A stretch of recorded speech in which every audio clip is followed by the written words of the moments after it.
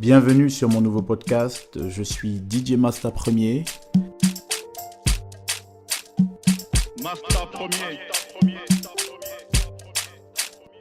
Je suis un DJ généraliste avec comme spécialité les musiques africaines dans leur globalité. DJ Masta Premier. Ça va faire plus de 15 ans environ que j'exerce le métier de DJ. Masta Premier. Tout au long de ces années d'expérience dans le DJing, j'ai également développé de nombreuses compétences en parallèle qui n'ont rien à voir avec l'activité DJ. DJ Masta Premier. Mais l'objet de ce podcast sera essentiellement orienté autour de l'activité de DJ, du métier de DJ. Il faut savoir que le métier de DJ, c'est un vrai métier, c'est un métier comme les autres.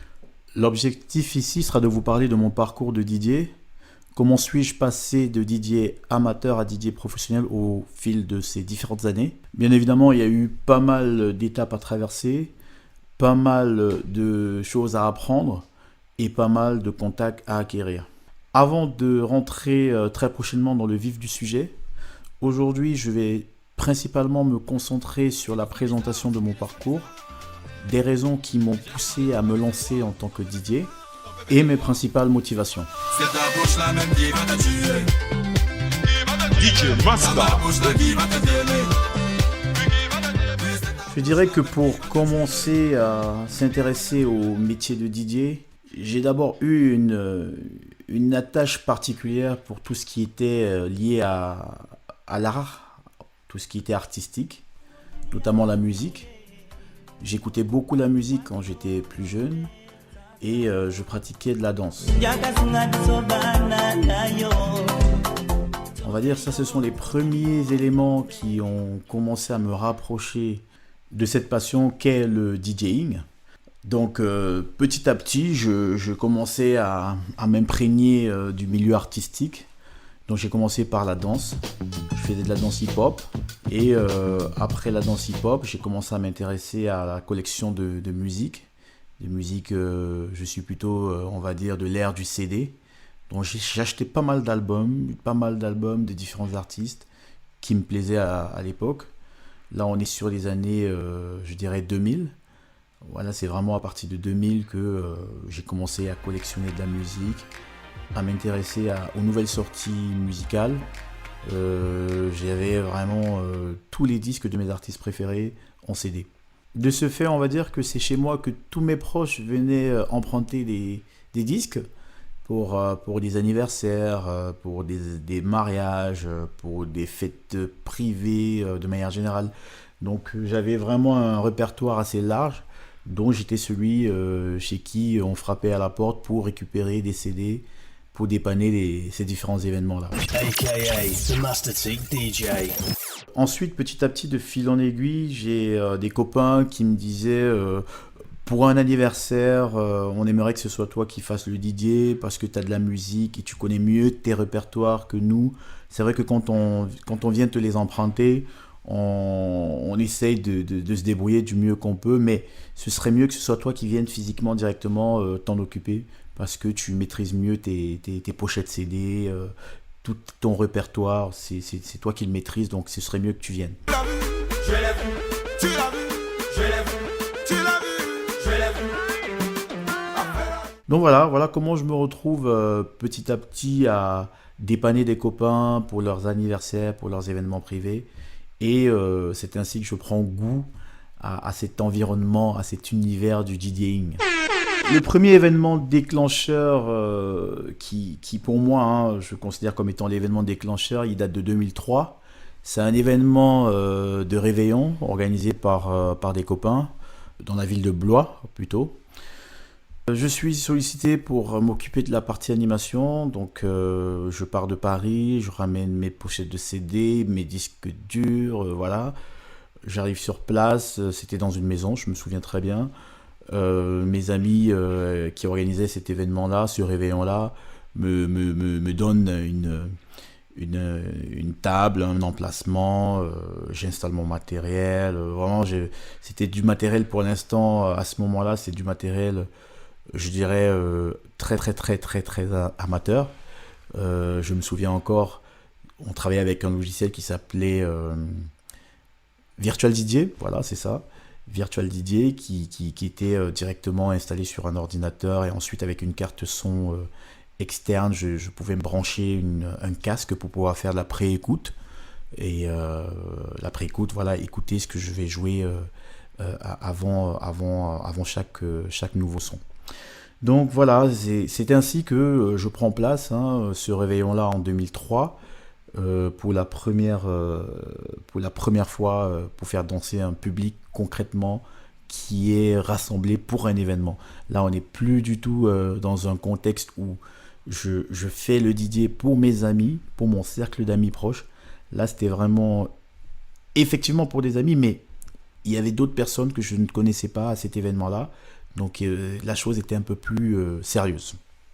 Donc lorsque j'ai terminé cet événement, ça s'est très bien passé. Il y a eu beaucoup de retours positifs. Les personnes présentes ont été très contentes de ma prestation.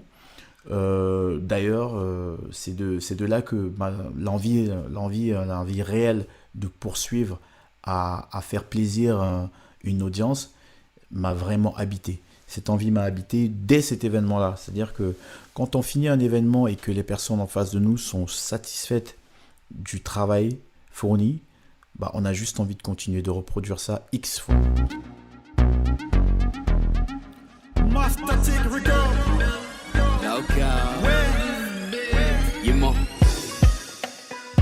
J'habite dans ce quartier depuis longtemps. Donc là, on est sur 2003. Je continue. Je vais vous épargner les détails parce que des événements comme cet événement de 2003, de Réveillon, il y en a eu pas mal entre 2003 et 2008. J'en ai eu pas mal de petits événements comme ça. C'était des anniversaires, des baptêmes, des simples fêtes, tout simplement. Des mariages également entre 2003 et 2008. Ça restait très très très événements privés. L'avantage de ces événements privés-là, c'est que ça m'a permis de prendre la main. Ça m'a permis de m'orienter artistiquement sur ce que j'aimerais produire comme animation plus tard. Donc mon choix, on va dire, de ma direction artistique, elle s'est faite à ce moment-là, pendant ces années-là, entre 2003 et 2008. Master premier. À partir de 2008, j'ai voulu passer à une autre étape. Voilà, je me suis dit, il faut que je professionnalise mon activité. Il faut que je professionnalise cette passion. Parce qu'entre 2003 et 2008, ça restait vraiment une simple passion. Je ne le faisais pas pour l'argent, ça il faut le mentionner. Je le faisais vraiment par simple kiff. J'avais vraiment envie de kiffer et faire kiffer les gens. Je ne dis pas qu'aujourd'hui, je ne le fais plus par passion. La passion, elle reste toujours. De toute façon, dès qu'on fait quelque chose par passion, on le fait le plus longtemps possible. Derrière, ça devient du business, mais la passion reste quand même, je dirais, prioritaire sur l'aspect business. Et après, les deux vont ensemble.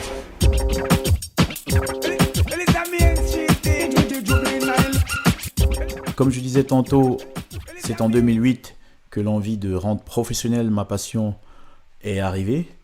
Donc je me suis rendu dans une boutique qui était spécialisée dans la vente d'équipements de sonorisation et de lumière. Je suis allé me renseigner pour savoir comment est-ce que je pouvais m'équiper pour la première fois physiquement. Parce que jusqu'en 2008, je n'avais pas d'équipement. Je travaillais avec un simple ordinateur que je raccordais à des enceintes pour pouvoir travailler. Je travaillais avec le logiciel Virtual DJ. En 2008, j'ai eu le besoin de toucher des vraies platines, des vraies tables de mixage physiquement, les avoir à portée de main pour pouvoir travailler avec. En 2008, je m'équipe pour la première fois. Je me souviens, c'était 2 platines CD type Denon avec une table de mixage Denon et également un boîtier SL3 de Serato pour pouvoir travailler avec un ordinateur. Donc une fois le nouveau matériel acheté, c'est ainsi que j'ai compris que ma passion avait pris une nouvelle tournure, une nouvelle direction. Donc ça devenait sérieux. Il a fallu maintenant que je passe à une étape au-dessus. DJ Master premier. Quand je parle d'étape au-dessus, c'est de sortir du cadre amical, de prestations amicales avec des amis. J'ai voulu entrer dans le clubbing.